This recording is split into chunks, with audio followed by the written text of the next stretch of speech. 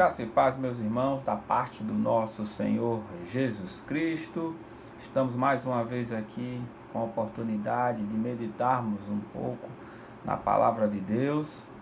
Desta feita, continuaremos em 1 Tessalonicenses, capítulo 4, né? A gente já viu que Paulo, ele é o fundador desta igreja, em uma de suas viagens missionárias, né? Escrito ali em Atos 17, de 1 ao 9.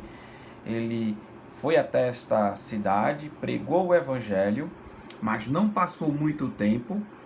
Ele passou entre 1 mês a 1 mês e meio e precisou sair por causa da perseguição. Ele entendia que ele não estava ainda pronto para morrer por amor ao evangelho. Ele manda Timóteo, né? Ele sai, ele funda essa igreja, volta às suas viagens, mas ele manda Timóteo, como especificamente no capítulo 3, verso 6, temos essa informação, mas ele não deixa de instruir, né, a sua igreja, né, a igreja fundada pelo próprio apóstolo. E nessa temática, né, que a gente está meditando, né, do verso 1 ao verso 12, como agradar a Deus. E ele traz a ideia aqui da santidade, né? Andar em santidade. A gente viu que no primeiro versículo, para agradar a Deus. Nós iremos meditar agora no verso 2 e verso 3. Nós devemos andar em santidade para obedecer a Deus. A gente viu que o contexto onde ele escreve essa carta era um contexto do Império Romano, né? Um império onde existia imoralidade. O pessoal, graças aos os escravos, as pessoas tinham tempo o suficiente para praticar a imoralidade, na ideia da prostituição, na ideia de uma vida promíscua, uma vida de libertinagem. E os novos convertidos, né, estavam vivendo as suas vidas nesse contexto. E aí o apóstolo Paulo traz, com base em suas instruções práticas, algumas orientações para o objetivo de andar em santidade. Vamos lá para o texto propriamente dito. O verso 2 e o verso 3 nos diz o seguinte: porque estáis inteirados de quantas instruções vos demos da parte do Senhor Jesus. Pois esta é a vontade de Deus, né? Andar em santidade, pois esta é a vontade de Deus, a vossa santificação. E que vos abstenhais da prostituição.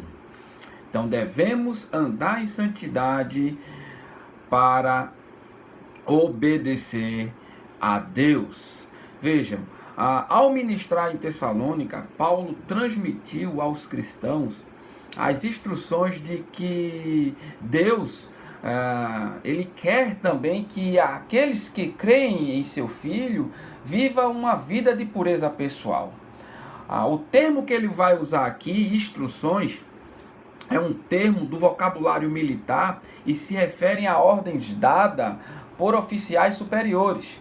Veja, somos soldados do exército de Deus e devemos obedecer às suas ordens. Veja o que é que ele fala em 2 Timóteo 2, capítulo 4. Nenhum soldado em serviço se envolve com assuntos da vida civil, pois deseja agradar aquele que o alistou para a guerra. Então, o objetivo de Paulo para com a vida daqueles irmãos era alistarem, né, esses irmãos para obedecer aquele que o alistou, né, para a guerra. Que guerra é essa? A guerra da velha natureza contra a nova natureza.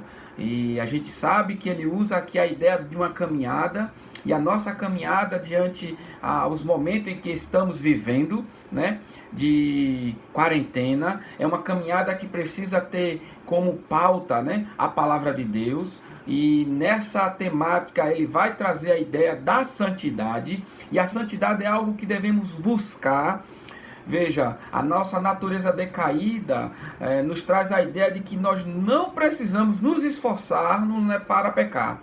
Pecamos todo tempo, toda hora, todo momento, mas a santidade é algo que precisa de uma ação, de esforço, né? Cremos no Senhor Jesus, mas precisamos nos esforçarmos, né, para obedecer a Deus. E a forma de obedecermos é como o apóstolo Paulo traz aqui, né? A vossa santificação, que vos abstenhais da prostituição. Essa palavra aqui, no original, ela é porneia, né? Tem como base algumas palavras que conhecemos, né, no português, a pornografia, o pornô, tem base nessa palavra. A ideia aqui de porneia é imoralidade sexual, mas ela tem outros sentidos, né, como a relação sexual ilícita, o adultério, a fornicação, a homossexualidade, o lesbianismo, a relação sexual com animais, relação sexual com parentes próximos, como é descrito ali essa proibição em Levítico 18, a relação sexual com homem ou mulher divorciada, e de todas as formas, né, de tudo que você fizer como publicação pornográfica. Então abrange muitas áreas de nossa vida. E neste momento em que estamos vivendo, devemos ter as nossas mentes com a pureza pessoal. É algo que, ao adotarmos essa prática, iremos ser taxados como um quadrado, como aqueles antiquados, antigos, né, que seguem um livro, que não tem nada a ver para os dias de hoje, mas diante a vida em que estamos vivendo, né, crendo no Senhor Jesus, a nossa caminhada deve estar com base nesta instrução, né? Nos afastar da prostituição. De todas essas áreas em que eu falei sobre essa palavra, devemos manter a nossa mente cativa à pureza pessoal. Mas será que Deus ele proíbe o sexo? O sexo não é algo que Deus, vamos dizer assim, fez e que é proibido? Não, o sexo foi criado por Deus. Ele adota as suas diretrizes, porque ele cria, e quem cria é detentor, e ele fala da forma como devemos usar, né? E qual é essa forma? É como está descrito lá em Gênesis, né? De que devemos deixar pai e mãe e se tornar uma só carne, dentro do leito do matrimônio, como casados, né? Como aqueles que diante da sociedade, diante de Deus, tomam uma decisão, e dentro do casamento é que devemos ter essa prática, a prática saudável para essa temática. E o apóstolo Paulo ele traz aqui as instruções, né, referente a essa questão de que Deus ele é criador de todas as coisas, e que o sexo deve ser usado de uma forma correta.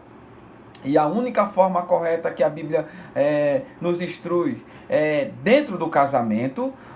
Veja, quando o 7º mandamento fala que nós não devemos adulterar, né, é uma forma de criar um muro dentre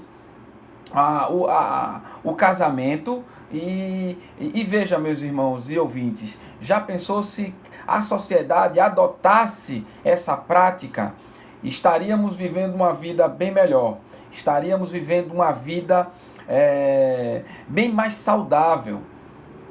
E nós sabemos que é difícil eles atentarem para essa orientação, porque é Deus que vai fazer isso nas nossas vidas, né? É Deus que vai nos dar essa consciência.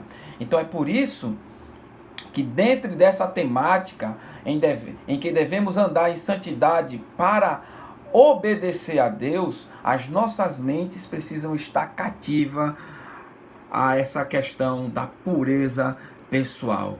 E devemos ter as nossas mentes pautadas no Evangelho.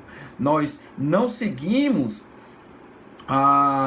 o que a sociedade prescreve, os movimentos ideológicos prescreve, mas sim o que a palavra de Deus nos orienta a seguirmos. E devemos, como ele fala, né, como ele traz a palavra de instruções, né, e o vocabulário é um vocabulário militar, devemos ser como soldados, prontos para a guerra, né? De cabeça erguida, porque o nosso Senhor opera em nós a sua vontade e devemos buscar cada vez mais essa vontade. Que Deus nos abençoe, que Deus possa estar nos dando essa certeza, e vamos orar aqui pedindo a Deus que Ele possa fazer a sua obra em nossas vidas. Ó Deus, somos gratos porque o Senhor tem nos dado, ó Pai, em meio a este momento em que estamos vivendo, a oportunidade de trazer, ó Pai, a Tua palavra. E como o apóstolo Paulo orientou ali os de Tessalônicas, possamos também, ó Pai, ter essa orientação de que devemos ter a nossa vida pautada numa santidade pessoal, de que devemos ter a nossa vida voltada a buscar ao Senhor, a buscar as direções pautada na sua palavra, para que a gente possa viver em agradar ao Senhor. Perdoa os nossos pecados, as nossas transgressões, ser com as nossas vidas neste momento tão delicado em que estamos passando, e que o Senhor possa agir, ó Pai, da forma como o Senhor quer, fazendo o que o Senhor quer, para que o Teu nome seja glorificado em meio a todos esses momentos em que estamos vivendo. Fica conosco, em nome de Cristo te suplicamos. Amém.